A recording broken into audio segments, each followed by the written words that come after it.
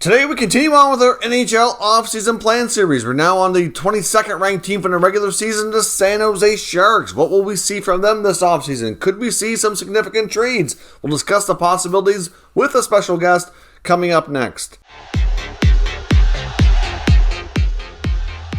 So welcome back to another video here at Top Shelf Hockey. As I mentioned, today we're exploring the San Jose Sharks offseason and seeing what we should expect from them as they prepare for next season. Now, of course, as I mentioned, they're the 22nd ranked team from the NHL in the 21-22 season. So obviously, things have not gone to plan. They've certainly taken a step back, missing the playoffs the last few years, which is a little bit uncharacteristic of them. And we're going to explore what we think is going to happen and what they need to do to accomplish what we think their goals might be. So first up, in case you're new to this series, we're going to quickly recap the 21-22 season. Secondly, we're going to explore their salary cap space, what they end it with at the end of this year, and what they have on the books going forward for next year and beyond. And then we're also going to take a look at their expiring contracts. Who are their RFAs or UFAs that they need to either take care of and sign or possibly move on from. Lastly, we're going to take a look at the top burning questions facing this franchise for the offseason, and that's where we're going to have a special guest. We have Nick from Twisted Wrister Hockey joining us to give us his analysis for the Sharks offseason. So let's first up review the 21-22 season for San Jose. So the Sharks finished with a record of 32, 37, and 13 for 77 points. Looking at their team statistics here, they scored 211 goals, 30th best in the NHL. So for a team that has such a long history of having such a lot of great offensive players, this team now finds itself struggling offensively and struggling to score. Fair to say some of their offensive players have even struggled. They do rely heavily on a few of their top offensive weapons like Timo Meier and Tomas Hertl, to a degree Logan Couture, but beyond that, they're certainly struggling to get secondary scoring, and it's really, really reflective here in their team stats. So that's certainly an area they need to build upon if they're going to be able to move up here in the rankings. Goals against, they allowed 261 for 21st best, so it's not terrible, but it's not great. It's kind of mediocre, borderline mediocre really, because they're still in the bottom half of the league. I thought goaltending at times was better this year. The Martin Jones era, which ended last year, had a long stretch of inconsistency. Jones was good at times, but really, for the most part, was not very good and was a big part of their team problem. They couldn't seem to get a big save when they needed it. They for the most part, in the past at least, not so much this year, were better scoring, and it was more of a defensive issue. And this year, it's slowly started to swing the other way. Power play was okay at 19%, 22nd best. So again, kind of subpar, but not all that far off from being a little bit more towards the middle of the league and a little bit more respectable. So a few tweaks or a little bit of personnel change there, perhaps we can get that up to 20%. Like, it's not super far off from getting where it needs to be. But a surprising metric for them was the penalty kill. They had a penalty kill success rate of 85.2%. Number 2 in the NHL, which is phenomenal. If you look at their team overall, they gave up the 21st most amount of goals at 261, but certainly they didn't give up a lot of power play goals. So that tells you that based on their statistics here, that certainly 5-on-5 play was certainly not the greatest for them, whereas special teams were a little bit better, especially when they're killing off those penalties. If they can score a little bit more and defend better at 5-on-5, that's going to be what's needed. Now, that might sound like an easy solution, but what you need to do to get there is certainly a lot more complicated than that, and could require some growth within some certain players and some changes within others. We do expect to see some turnover on this roster, and we'll see. We saw longtime general manager Doug Wilson depart the organization. Of course, he spent a big chunk of the year on a medical leave, with interim general manager Joe Will kind of taking over his position while he was away from the team. Joe Will, first time in a kind of a GM role, but had been with the Sharks organization pretty much since day one. Obviously a very well-experienced hockey executive, and will continue to hold that interim tag until they determine a new permanent general manager, which will be discussed later in the video. Let's now look at the cap space situation for the Sharks, where they finish with and what's on the books going forward. The San Jose Sharks only had a little bit of space available as the 21-22 deadline passed and the season came to a close here. $4.973 million that was available. And going forward into 22-23 already, they have 21 contracts on the books for over $76.8 million. So that only gives them space of $5.6 million. So that's not really a lot. So you have a team that's well out of the playoffs, has missed the playoffs for a few years, and they don't have much wiggle room with the salary cap. That is a big problem. They need to figure out ways to create some more flexibility so they can continue to make some roster changes here. We know that the Sharks have made it pretty clear that, how they're going to attack this, in a sense that we don't expect a rebuild, but we'll discuss that further in the last segment here with Nick from Twisted Rooster Hockey. But certainly finding some cap space has got to be at the forefront of what to look for this offseason. Now, jumping over to their expiring contracts, who are their RFAs and UFAs? Let's take a look at those. The RFA list, much longer and more significant for sure. We have players like John Leonard, Jonah Gatchevich, who they picked up from Vancouver earlier. We have Sasha Chemlovsky, Noah Gregor, Jonathan Dolan, Rodham Simic, Nicholas Meloche, and a newly acquired goalie from Minnesota, Capo Kakinen. So certainly some interesting names there. I would think that most, if not all of these players will get a qualifying offer. Obviously not all of these guys are going to be on one-way deals, many of which could find themselves on a two-way contracts for their next deal. It's just the nature of the Sharks' cap space along with where they're at in their career. But obviously some of them more than others will get more of an opportunity. I know Gregor seemed to finish strong late in the season after spending a big chunk of the early part of the year between the minors and not playing at the NHL level. Kakinen's an interesting case. So that certainly gives them three goaltenders. Acquiring Kakinen from Minnesota tells me that they're likely going to want to make some changes in goal. You have James Reimer and Aiden Hill between the pipes, both with not much term left in their contract, and then they're not going to want to lose the newly acquired Kakinen. I mean, I know the Wild were prepared to move on from him, given that I guess they just weren't as confident in his development, but certainly in a team like San Jose, I would think that we'll likely see a goalie trade coming up here this offseason. I wonder if maybe a James Reimer deal might make sense. He's obviously the oldest of all the three, and he actually, in my opinion, had a pretty good season last year. I think his value would be decent. You're not going to get a big return in a Reimer deal, but there's going to be lots of teams looking for goaltending, and certainly Reimer is a player that I think would have enough to get at least a decent return. I'm not sure what, but it would be something worthwhile.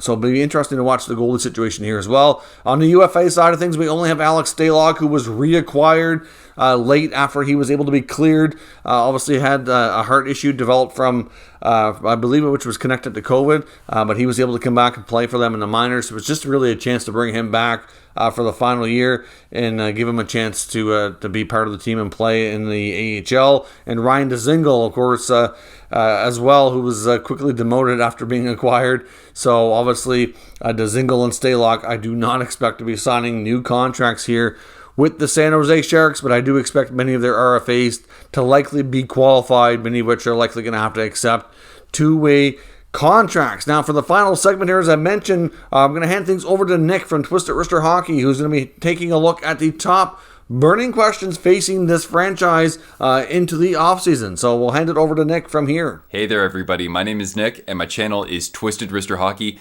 Check it out if you enjoy analytical, historical, and cultural content on the NHL. We're covering all 32 teams, but as you guys know, I am a huge San Jose Sharks fan. So we're here to talk about Team Teal in the offseason. Want to extend a big thank you to Mike from Top Shelf Hockey for having me on the channel. Always a pleasure to be doing that with you, Mike, and hopefully we can team up again sometime in the offseason or next season. So I'm coming at you here with 4 burning questions for the San Jose Sharks in the offseason.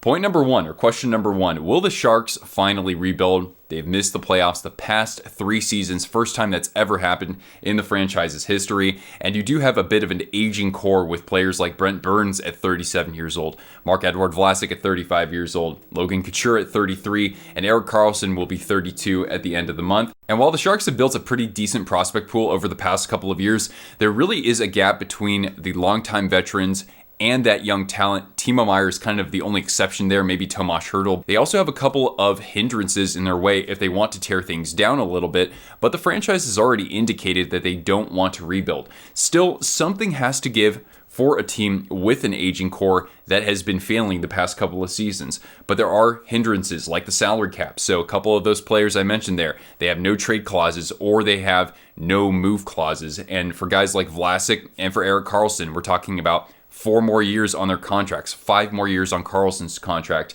You already have the Martin Jones buyout in effect as well, so they can't exactly buy out one of those contracts unless they want to be paying out somebody for maybe up to 10 years. And the other real hindrance here is one that's not being talked about all that much, but something I covered on the channel myself a year ago. The Sharks are having an attendance problem. This last season, they were 29th in the NHL. Their season ticket holder base is fluttering around 10,000, if not less. And if you looked at the games last year, guys, it didn't even look like they had that many people in the building game in, game out. And things could get worse if they continue to ice a team that's not in the playoffs. I think that signing Tomas Hertl is one huge reason why they did that, is to put butts in the seats just for now. So they have to strike that balance between icing a competitive club and kind of rolling the dice with a chance to make the playoffs, spending to the cap there, but also clearing up some spots for the young guys who are going to come up in the system this year and going forward as well. Question number 2, who is going to be the next general manager? Doug Wilson resigned a little bit earlier this season. He was with the organization as general manager since 2003. Only David Poile was retained longer. So the Sharks have really been open-minded with how they would pursue GM candidates. From what I read recently this week, they had already interviewed about 10 to 12 candidates over a video call. So they're going to bring some people in to interview in person. Joe Will is the interim general manager right now. He's been with the organization since they've basically been the San Jose Sharks. And so he's actually a candidate. He can interview for the position as well, to my understanding. But even so, they're taking a very open-minded, comprehensive approach here. Lisa Dillman, a senior writer for The Athletic, I think she covers the Kings, she had tweeted out that she had already heard several names that had been explored in the GM search. And she said, keep an eye on Kevin Weeks. That's all I've heard from her, but even so, Weeks hasn't had a front office role with an organization. He's been in media now for, I think, 13 years. But even so, they want to be open-minded.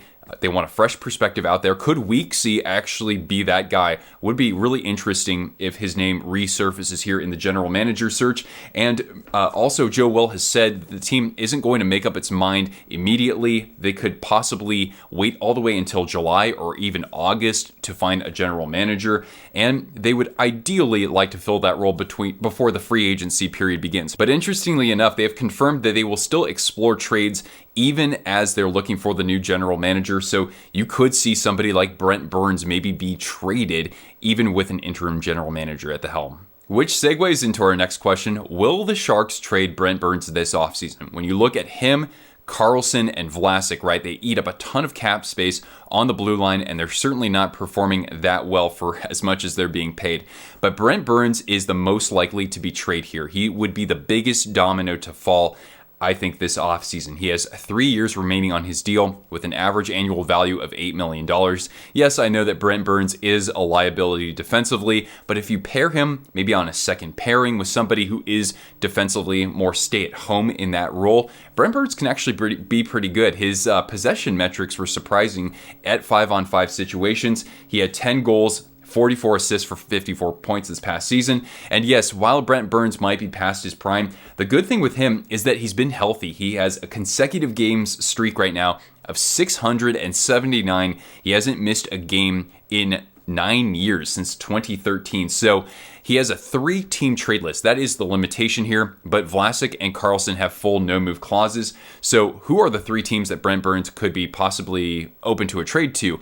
Well, that doesn't actually get established until July, or the free agency period of every season. So we don't really know, but one team that's particularly interesting, the Dallas Stars. My friend was actually telling me about this. So Dallas, of course, has Joe Pavelski that Burns played with for a number of years in San Jose, and they'll be without John Klingberg possibly going forward because he is an unrestricted free agent, and he's a puck-moving right-handed shot defenseman. So could Burns be potentially interested in that? We also have to remember he does have a ranch in Texas, so this could be a good landing spot for Burnsy. Not entirely sure where else he would be open to being traded, but that is kind of one thing to sort of keep a tab on in the offseason. And my last burning question here is, which Sharks prospects can be guaranteed roster spots heading into next season? The Sharks had a ton of rookies this past season, I think more than any other NHL team this year. But the problem was that there weren't that many mainstays from that lineup. The better blue chip players could be called up this next season and stay in the lineup. And one reason why it's important to think about this is because the Sharks, they have a little bit of a tight cap situation, so they can't really sign too many other free agents to join the team. So they'll have to bank on a couple of these guys coming into the lineup and solidifying their spots as regular NHL players. The first prospect I'll talk about is Ryan Merkley, a 21-year-old right-handed shot defenseman. He did play 39 games, so basically half a season with San Jose this year in a third pairing role. Mind you, he had a goal and 5 assists. He had a -10 rating. Certainly not glamorous stats out there by any means, but he's not even 22 years old yet. He could have a little bit more of a role with the team going forward, especially if they find a way to move Burns. Then Merkley maybe even moves into a second pairing role, or at least at some point he could possibly do that. The second player is Thomas Bordeleau. He appeared for the Sharks in 8 games at the end of this season. He's a University of Michigan product, and he was right up there with the likes of Brendan Brisson, Matty Beniers, Luke Hughes, and Kent Johnson among the leading scorers for the Wolverines. He had 12 goals and 25 assists in 37 games, so a point-a-game player there. And in those 8 games with the Sharks as a third-line center, that is certainly a void for the roster. He had a total of 5 assists, so he was able to produce a little bit in his time with the Sharks. And again, that team does need to have that third center solidified. It's a very thin center depth chart when you get past Tomas Hertl and also Logan Couture. So hopefully Bordeleau can be that guy going forward. The third prospect I'll talk about is William Eklund, who was selected 7th overall this past season. He appeared in the first 9 games with the Sharks this year, and he put up a total of 4 assists, no goals, 3 of which were on the power play, by the way. Does need to learn how to accept body contact out there better. Listed at only 5'10", 175 pounds, so certainly a smaller frame player. Same build as Bordeleau too, more or less. He went and played with Djurgården in Sweden after being sent away from the Sharks. And in those 29 games, he had a goal and 13 assists on a bad team, albeit he had 23 points in 40 games the previous season. And again, a lot of those players are fully grown adults out there. So Eklund is somebody who can maybe pair with Bordeleau or fit into the top 6 this next year. He's a left winger, but he can also play center. And also Brandon Coe. Of the other Sharks prospects out there, Coe is maybe the most NHL ready. He's listed at 6'4", 190 pounds, 20 years old, so certainly one of the older players in the OHL this past season. But with the North Bay Battalion, he was up toward the top in OHL scorers. So in 62 games, he had 34 goals, 67 assists, 401 points, and he also had 18 points in 8 playoff games. So anyway, those are my 4 burning questions for the San Jose Sharks. You guys let me know your thoughts in the comments down below, of course. And thank you, Mike, from Top Shelf Hockey. It's been a pleasure appearing on the channel, and hopefully we have a chance to work together again soon. Catch you guys later.